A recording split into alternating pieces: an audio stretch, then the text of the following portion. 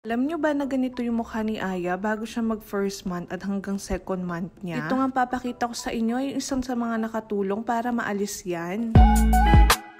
Hello everyone! Story time nga muna tayo mga mare. Bago nga mag first month at hanggang second month ni Aya ay nagkaroon siya ng ganyan sa mukha niya. Sa first time ma'am, sobrang worried talaga ako noon. Kung nga kami nagpa-check up ay nag-research talaga ako kung ano bang tawag dito at kung ano nga ba yung pwedeng remedy. And as per research, cradle cap nga yung tawag dito. And nakalagay nga rin doon na normal nga lang daw yan sa mga newborn at kusa nga rin daw maaalis. Pero habang tumatagal ay padami ng padami yung cradle cap niya. Halos buong mukha nga ay nagkaroon siya pati na nga rin sa ulo. Marami nga nagsasabi na ang gamot lang daw doon ay ang gatas ng nanay, pero dahil nga medyo natatakot na ako noon ay nagpa-check up na kami sa pidya ni Aya. Tinanong nga ako ni Doc noon kung anong gamit na shampoo ni Aya at sinabi ko nga noon kung ano yung gamit niya. Nag-suggest nga siya ng ibang brand at yun nga yung Cetaphil body wash. Liit pa nga lang yung binili namin doon dahil nga titingnan muna namin kung kapad niya ba. At nung ginamit nga ni Aya itong Cetaphil ay unti-unti naming nakita na nababawasan na yung cradle cap niya, kaya naman simula noon ay ito na talaga yung ginamit ni Aya hanggang ngayon. Ito nga pala yung ilang pictures at video ni Aya nung magti 3 months na siya, kung saan makikita talaga na halos wala na yung cradle cap niya. Nga rin akong nilalagay hanggang ngayon sa mukha or katawan ni Aya like cream or lotion, pero kita nyo naman, kutis artista. Char.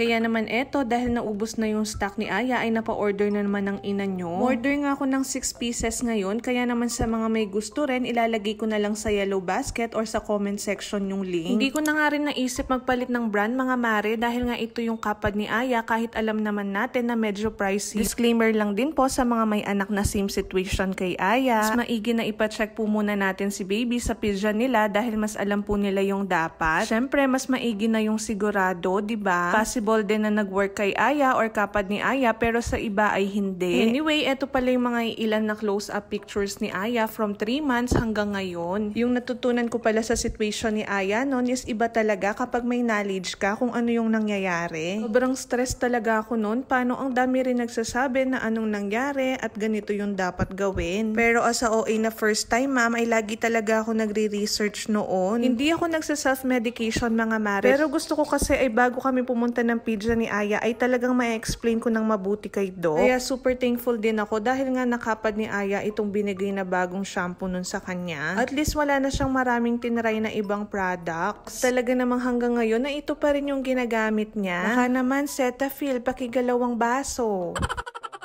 O siya, dami ko na namang daldal. Alam nyo na mga mare, nasa yellow basket or comment section yung link. Yun lang sa ngayon. Thank you for watching. Bye!